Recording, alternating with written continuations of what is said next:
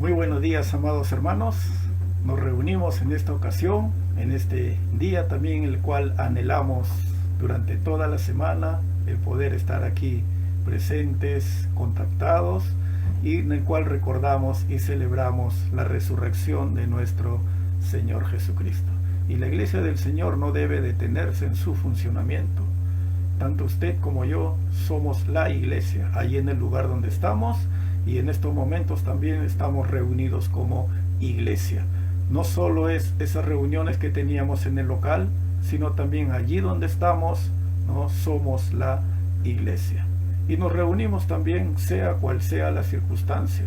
Nos reunimos ahora en circunstancias muy inusuales que sabemos que pronto entonces terminará, en la cual estaremos nuevamente reunidos de una manera presencial, de una manera personal, pero por el momento entonces debemos continuar con nuestra función, con el encargo que Dios nos ha dado de no dejar de congregarnos como algunos tienen por costumbre. Es más, debemos seguir con el avance de la Iglesia y también tener influencia en este mundo. Así es. En esta ocasión vamos a meditar, vamos a ver qué es lo que el Señor nos quiere decir en este tiempo por medio de su palabra. Vamos a la carta del apóstol Pablo a los Efesios. Abrimos nuestras Biblias entonces en Efesios y nos vamos al capítulo 4. Así es, Efesios capítulo 4, y leemos desde el versículo 11 en adelante. Dice así la palabra del Señor, Efesios capítulo 4, versículo 11.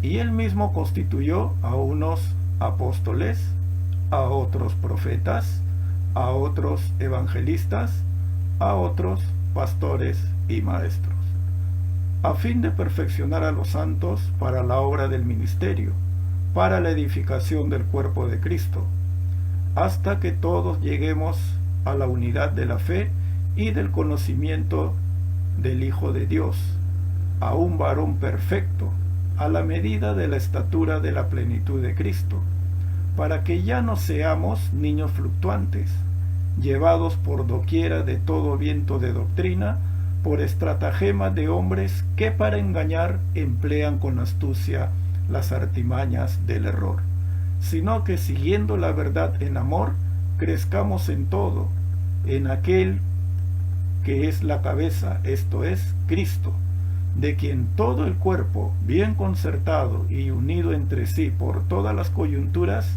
que se ayudan mutuamente, según la actividad propia de cada miembro, recibe su crecimiento para ir edificándose en amor.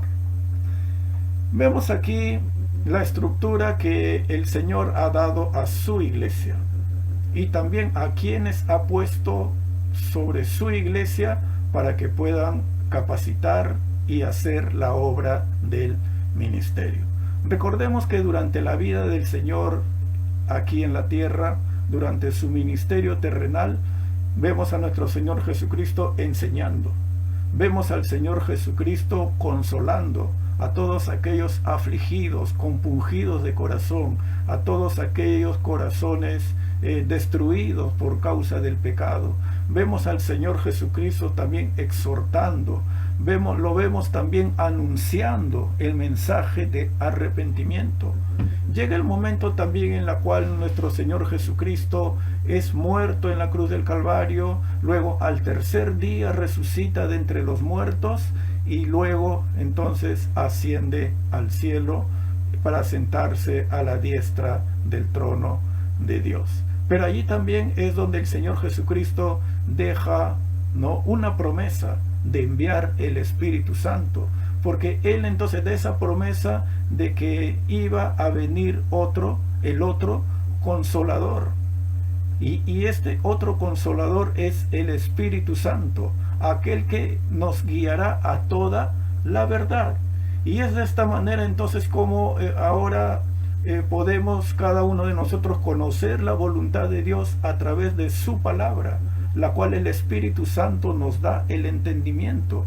Y no solo hablará todo lo que oyere, ¿no?, y os hará saber las cosas que habrán de venir, sino que glorificará también el nombre de nuestro Señor Jesucristo. y cada una de las verdades que Él nos deja por medio de su palabra. Luego el Espíritu Santo imparte poder y capacidades a los discípulos para continuar con la labor dada por el Señor.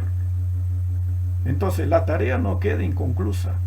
El Señor Jesucristo empieza su ministerio, llama a los apóstoles, los capacita para continuar con la obra del Señor, y ahora después ya no están los apóstoles y siguen levantando líderes, y la obra del Señor, entonces la iglesia sigue avanzando. Y dentro de esos mandatos que da el Señor por medio de su palabra es aquel de ir y hacer discípulos a todas las naciones. Y esto es también muy importante entender, porque aquí vemos que el Señor instruye a su iglesia para que crezca espiritualmente en base a la sabiduría de Dios, pero más no en base a la sabiduría humana. Ahora, recuerde que la tarea que Cristo empezó, y tenemos ese gran privilegio cada uno de nosotros de proseguir con tan noble tarea. Es por eso que Hechos 1:8 dice: pero recibiréis poder cuando haya venido sobre vosotros el Espíritu Santo, y me seréis testigos en Jerusalén, en toda Judea, Samaria, y ¿hasta dónde? Hasta lo último de la tierra. Pero cumplir esta tarea, continuar con la labor de nuestro Señor Jesucristo, que en primera instancia fue encomendada a sus discípulos, y queda también esa tarea para cada uno de nosotros, y es necesario que no lo hagamos tal cual estamos tal vez en este momento. Por lo cual es necesario que cada uno de nosotros tengamos que crecer espiritualmente, y también tengamos que madurar espiritualmente hablando. Ahora, ¿cómo se lleva a cabo esa tarea? La iglesia tiene que continuar entonces con la labor del Señor Jesucristo. Tenemos entonces un encargo para cada uno de nosotros, y la iglesia entonces tiene que seguir avanzando, tiene que seguir creciendo. A continuación, en base al texto que hemos dado lectura, vamos a ver 3 pasos de cómo se lleva a cabo el crecimiento individual de cada miembro en la iglesia local, de la cual es usted, hermano, hermana, y de la cual también soy parte. ¿Sí? En primer lugar, vamos a ver lo que es la base del crecimiento, o quienes conforman, quienes forman parte de la base para el crecimiento de una iglesia. Y vamos a ver aquí en el versículo 11 que hay un equipo de liderazgo, hombres capacitados. Toda iglesia que tiene entonces esta base es una iglesia que es grandemente privilegiada. Y es por eso la importancia, es por eso que como parte de la iglesia podamos tomar en cuenta para aprovechar, ¿no? Y ser responsables también con nuestra preparación, con nuestro crecimiento por medio de la enseñanza de la palabra del Señor. Ahora, cada uno de estos integrantes del equipo de liderazgo son puestos por Dios. Es por eso que allí debemos entender que hay una autoridad que ha sido puesta por Dios. Y estos dones que vamos a ver son para el crecimiento y desarrollo de la iglesia. ¿Y quién da estos dones? El mismo Señor Jesucristo. En primer lugar vemos entonces, dice que, y él mismo, el Señor Jesucristo, constituyó a unos apóstoles. ¿Quiénes son los apóstoles? En la actualidad los apóstoles son los misioneros, aquellos cuyo gran deseo es moverse de un lugar a otro, estableciendo nuevas obras, estableciendo nuevas iglesias, para iniciar entonces y poner fundamento para que el evangelio pueda ser predicado. Y vemos cuántos misioneros hay en todo el mundo, y es porque Dios entonces los está usando, y se van estableciendo nuevas iglesias locales. Nuestra iglesia empezó con un misionero, la cual fue usado por el Señor, la cual la transformación de nuestras vidas, ¿no? Vemos que fue dada por Dios, pero usando a este hombre que inició y luego prosiguió con la obra del Señor. Así es. Y así entonces por todo el mundo se van yendo los misioneros para ir entonces abriendo camino y dando oportunidad a muchas personas para que puedan oír el mensaje de salvación. Luego vemos, y a otros dice, a otros profetas. Vemos a través de la Biblia que los profetas eran aquellos que anunciaban el mensaje de Dios, tanto en el Antiguo Testamento como también en la transición de la iglesia, que llevaban nuevas revelaciones y también hacían predicciones. Pero ahora con la iglesia ya establecida, ya con la iglesia teniendo una forma, ¿no?, en la cual tiene tiene que desarrollarse, la organización que tiene, ¿no? Esta función la cumplen todos aquellos que hablan la verdad de Dios ya revelada. O sea, todos los que enseñan la palabra de Dios. Porque aquí en la Biblia tenemos toda la voluntad revelada por Dios. Hoy en día ya no hay nuevas revelaciones. Ya Dios todo lo tiene listo para cada uno de nosotros por medio de su palabra. Y también tenemos a otros, dice, evangelistas. Son los que proclaman el evangelio con toda facilidad. Son aquellos que tienen esa capacidad también de entrenar y capacitar a la iglesia para predicar y anunciar las buenas nuevas. Son aquellos que ponen entonces un fundamento, que ponen la instrucción para que la iglesia pueda salir a otros lugares, pueda ir a presentar el evangelio con total facilidad. Y vaya que es una gran labor que realizan los evangelistas. Pero también están, en cuarto lugar, los pastores y maestros. Y son aquellos que tienen la habilidad de enseñar a otros. Son los responsables del trabajo de edificación. La labor pastoral es un trabajo muy duro, muy difícil, ¿sí? Y están obligados a servir de modo que la palabra de Dios sea comunicada con precisión. Es por eso que la labor pastoral es una labor de gran responsabilidad, porque de esta labor del pastor va entonces a depender la salud espiritual de la iglesia. ¿Y cuál es la función de este equipo de trabajo? O de este equipo de liderazgo, de estos hombres dotados, tanto apóstoles, profetas, evangelistas, pastores y maestros. Vemos que su función es perfeccionar a los santos, perfeccionar a cada miembro de la iglesia.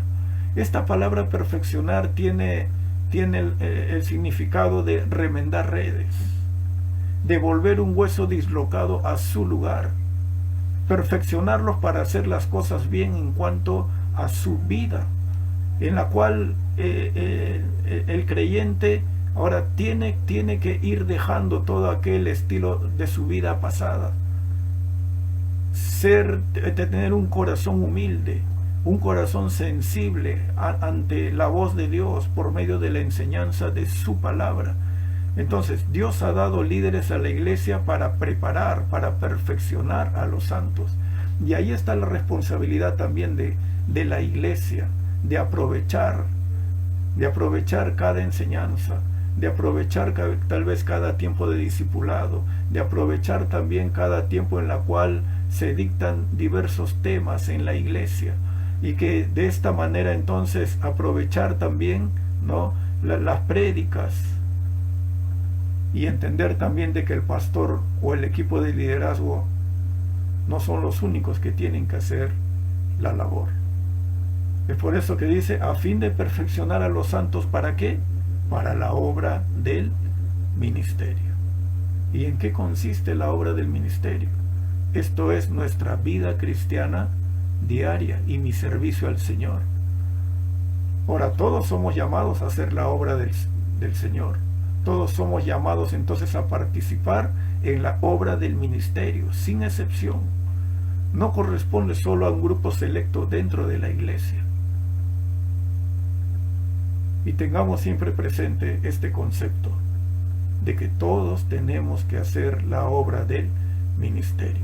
Porque toda iglesia que está bien fundamentada con estos ministerios son iglesias que se reproducen en base al crecimiento de sus miembros y proveen alimento espiritual para toda la grey. Y vaya que estamos en una iglesia grandemente bendecida, en la cual se da oportunidad para el crecimiento de cada uno de sus miembros.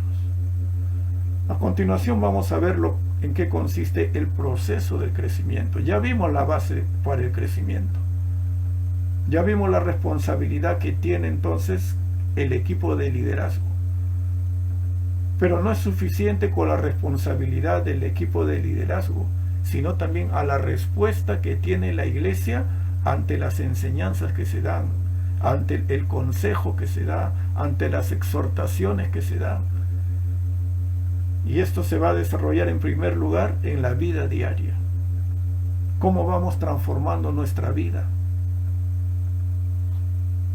Y eso no depende de cuánto tiempo tengamos en la vida cristiana, sino depende de una actitud hacia la palabra de Dios. Porque es necesario tener un buen testimonio personal antes de servir. Y este testimonio es formado ¿en base a qué? En base al carácter de Cristo. Y en primer lugar vamos a ver entonces que tenemos que llegar a la unidad de la fe. La primera parte del versículo 13 dice: hasta que todos lleguemos a la unidad de la fe. Ahí está entonces el primer paso del proceso de crecimiento, hasta llegar todos a la unidad de la fe.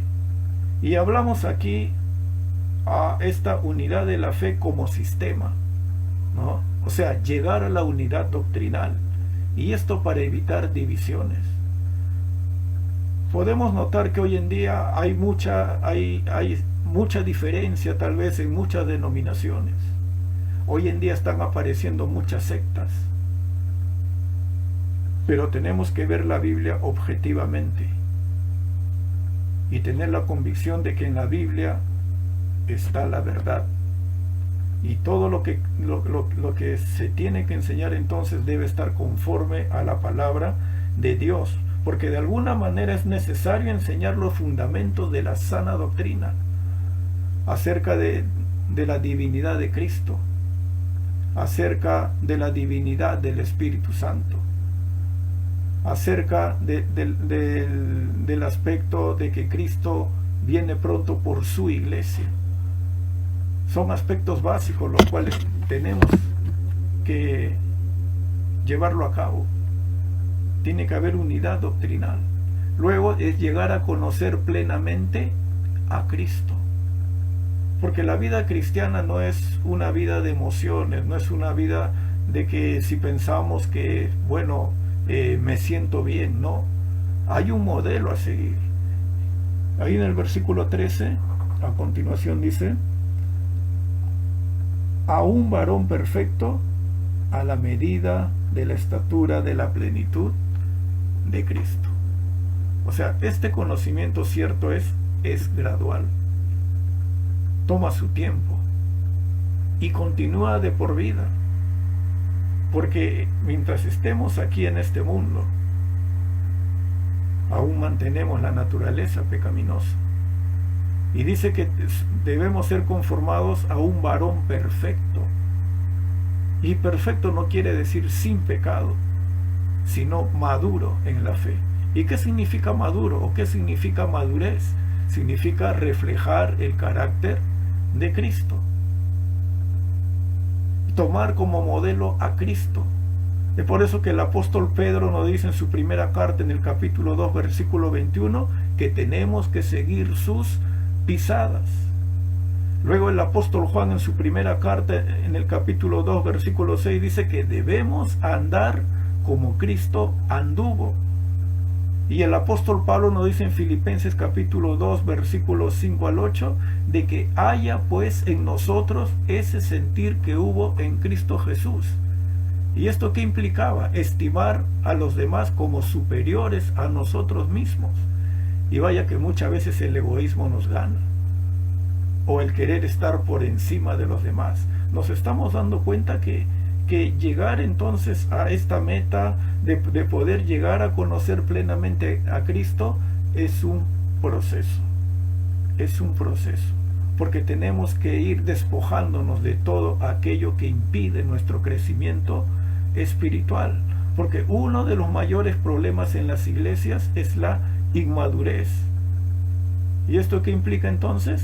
No reflejar el carácter de Cristo. Y la pregunta es, ¿estamos reflejando a Cristo? ¿Cómo va nuestro proceso de crecimiento? ¿Cómo va nuestro proceso en la cual vamos dejando todo aquello de nuestra vida pasada? ¿Cómo es nuestra conducta diaria? Si en este momento preguntáramos a gente que nos conoce, ¿qué respuesta o qué concepto tendrían de cada uno de nosotros? O también nos podríamos nosotros cuestionar lo que hacemos, ¿lo haría Cristo? Muy buena pregunta. Lo que pensamos, ¿lo pensaría Cristo? ¿Cómo están nuestros pensamientos? ¿Son puros o son impuros? Lo que vemos, ¿lo vería Cristo? ¿Qué es lo que vemos en la intimidad de nuestro hogar cuando estamos solos? Tendríamos la autoridad de decir, bueno, tengo la plena convicción de que Dios me está viendo. Lo que oímos, ¿lo oiría Cristo? Hermano, hermana, es nuestro testimonio, una motivación para el que no conoce al Señor pueda acercarse a Él por medio del mensaje del Evangelio, por medio tal vez del testimonio que podemos dar. Esto entonces haría que cada uno de nosotros nos examinemos. Recuerda que Cristo nos ha dado el privilegio de continuar con su tarea. Me seréis testigos. Con esa labor con la cual fue enviado a este mundo. Es necesario entonces evaluar nuestro crecimiento espiritual, haciéndonos estas preguntas. Debemos mostrar crecimiento. ¿Qué preocupación hay, por ejemplo, en un padre cuyo niño no crece? ¿No? Entonces habría que ver cuál es la causa y esto llevaría a la preocupación. Hablando espiritualmente también es de la misma manera. Quizás nuestra vida no está evidenciando el cambio que ya debería de darse, quizá porque nos hemos descuidado, ¿no? Y tal vez las decisiones que tomamos no son sabias. Por eso que el profeta Oseas decía, mi pueblo perece porque le faltó conocimiento. Quizás estamos enfrascados en grandes problemas porque no tenemos la madurez suficiente para poder enfrentarlo o para poder tomar una decisión correcta. Tengamos en cuenta también que la responsabilidad de la iglesia es solo de tratar de formar a Cristo en cada uno de nosotros. Debemos también cada uno de nosotros, ¿no?, dentro del proceso de crecimiento, nos advierte en cuanto a doctrina. Nos advierte. Ahora, por todos lados, hoy en día están apareciendo muchas sectas, falsas enseñanzas, no solo falsas, sino malas enseñanzas en cuanto a lo que es la doctrina bíblica. Es por eso que vemos ahí en el versículo 14, para que ya no seamos niños fluctuantes, llevados por doquiera de todo viento de doctrina, por estratagema de hombres que para engañar emplean con astucia las artimañas del error. Aquí está hablando de los falsos profetas y de los falsos maestros. Pero ¿quiénes son los niños fluctuantes? Porque dice allí, para que ya no seamos niños fluctuantes. Los niños fluctuantes son los inmaduros o débiles, especialmente los que son susceptibles al engaño, los que se dejan engañar fácilmente porque no han llegado a la madurez. Es por eso que 1 de Timoteo capítulo 4 el apóstol Pablo advierte de que habrán quienes van a tener comezón de oír, no sufrirán la sana doctrina, sino que se apartarán de la verdad el oído y se volverán ¿a qué? A las fábulas. Y vemos que la iglesia hoy en día es atraído por charlatanes milagreros, que andan decretando, andan confesando positivamente, andan visualizando, van cancelando maldiciones, van pactando con Dios con la promesa de centuplicar el dinero, ofreciendo una falsa prosperidad. ¿Hay alguna inclinación a hasta estas malas prácticas o enseñanzas o alguna secta por allí? Si que estamos bien fundamentados, vamos a detectar el error. Si no, vamos a ser presa fácil por cada uno de estos grupos sectarios. Entonces vemos aquí que hay un proceso de crecimiento, pero va a depender también de la responsabilidad de cómo yo asuma mi capacitación, mi preparación, asuma mi discipulado, asuma ese interés por querer aprender más en cuanto a la voluntad de Dios. Y esto me va a llevar en tercer lugar a la meta del crecimiento.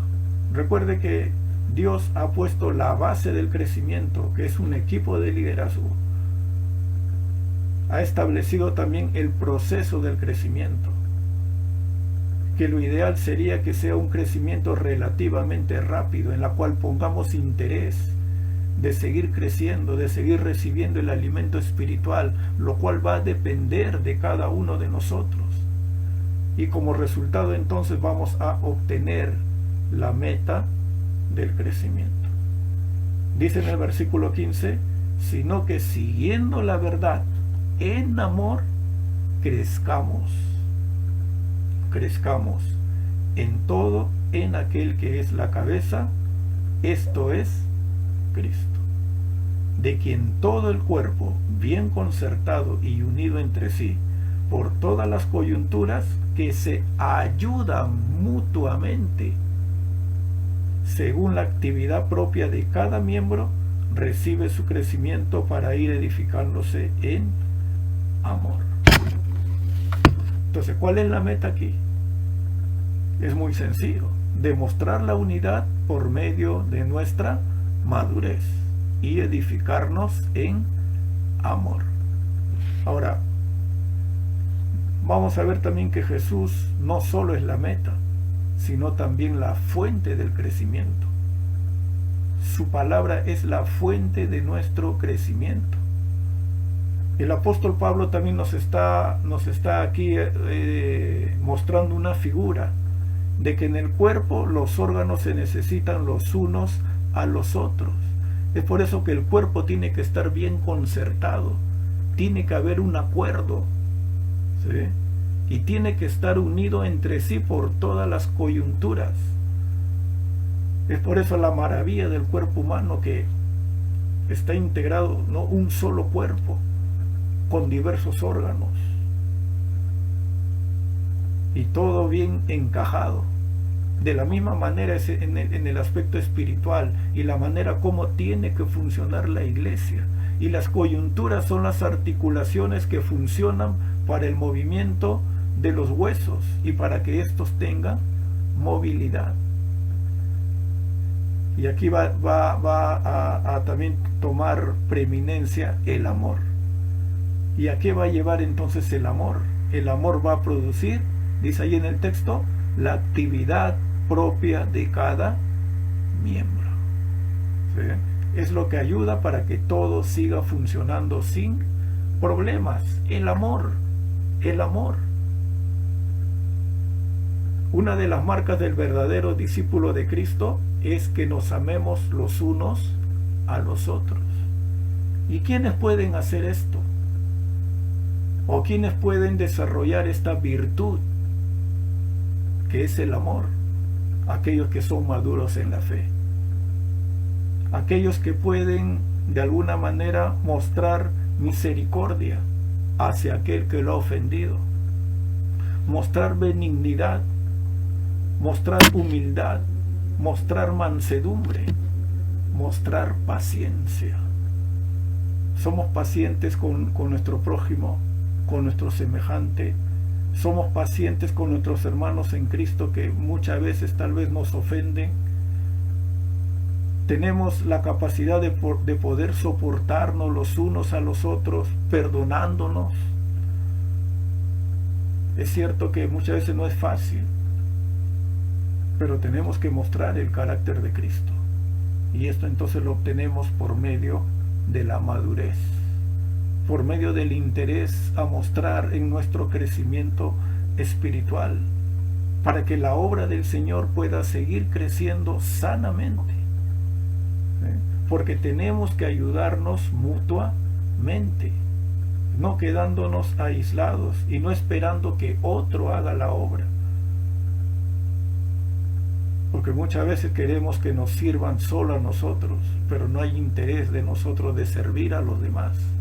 Es donde allí se muestra el amor. Es por eso que la iglesia tiene que demostrar su madurez y su unidad. Es más, en estos tiempos críticos es necesario practicar esto y seamos testigos de Cristo al mundo. ¿Cuántos de nosotros en estos momentos estamos mostrando preocupación, ya sea por nuestros hermanos en Cristo que están pasando por necesidad, que están pasando por angustias, que necesitan palabras de aliento, palabras de consuelo? ¿Cuántos somos lo suficientemente maduros tal vez si alguien nos ha ofendido el poder acercarnos a ellos y mantener esos lazos fraternales, o manifestar ese amor fraternal hacia ellos? ¿Y por qué tenemos que hacerlo? Sencillamente porque estamos mostrando el carácter de Cristo. Aquel que estando en la cruz, aquellos que lo ofendieron, el Señor Jesucristo exclama: Padre, perdónalos porque no saben lo que hacen. Y ahí está la virtud del verdadero cristiano, de aquel que verdaderamente ha tenido un encuentro personal con el Señor Jesucristo.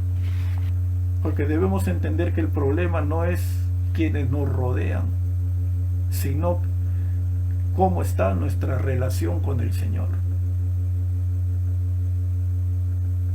Porque siempre va a haber diferencias. Vamos a tener diferencias con los demás. Pero nuestra actitud, nuestra reacción va a tener mucho que ver de cómo va nuestra relación con el Señor. Familias fuertes son aquellas donde dentro del matrimonio reconocen sus debilidades, reconocen sus errores, reconocen sus faltas. Las mejores relaciones personales o entre creyentes son aquellos donde se reconoce tal vez la ofensa que uno ha hecho a alguien, pero lo sobrelleva con amor, con paciencia. ¿Sí ves? Y hace también esto que podamos tomar buenas decisiones, porque no hay esa carga ya de rencor en nuestro corazón, de amargura, de resentimiento, que muchas veces retrasa nuestro crecimiento espiritual. Hermano, hermana, ya para terminar en este tiempo, continuemos creciendo, continuemos madurando, continuemos cambiando por medio del poder del Espíritu Santo y continuar con el encargo que nos ha dado el Señor Jesucristo de ser testigos ahí en el lugar donde estamos, testigos de Él. Y además entender que todos en la iglesia tenemos la gran responsabilidad de prepararnos para hacer la obra del ministerio. Y necesitamos mostrar madurez y unidad siguiendo la verdad en amor. Que requiere esfuerzo, sí requiere esfuerzo y mucho, pero tenemos que pedir a Dios por ello. Y es necesario la intercesión los unos por los otros. El poder saber qué necesidad tiene mi hermano en Cristo. El poder también entender de que, bueno, hay que perdonar las ofensas y saber también reconocer en qué nos hemos equivocado. Y no hay circunstancia adversa que impida nuestro crecimiento espiritual. Hermano, hermana, cierto que estamos pasando por momentos difíciles, pero cada uno de nosotros entendamos también de que es la manera como Dios nos está usando durante este tiempo, o de la manera como Dios nos está probando.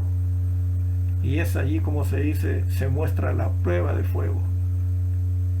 Es la oportunidad de demostrar de qué estamos hechos, si verdaderamente hemos crecido espiritualmente, o tal vez estamos estancados, tal vez renegando del Señor, tal vez quejándonos, o alguna circunstancia o alguna actitud negativa en cuanto a la situación que estamos enfrentando.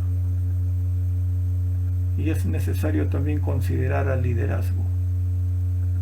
Consideremos al liderazgo por las instrucciones, por las enseñanzas, por la manera como el Señor los ha usado para que a estas alturas de nuestra vida no estamos andando correctamente, con matrimonios restaurados, vidas restauradas, relaciones restablecidas, ¿sí? Y sigamos adelante con el proceso y anhelemos la meta, ser conformados a la imagen de nuestro Señor Jesucristo.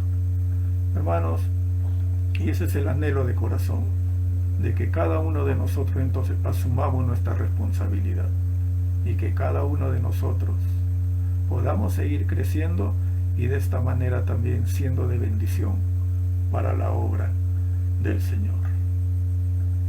Y recuerda, hay oportunidades para seguir preparándonos.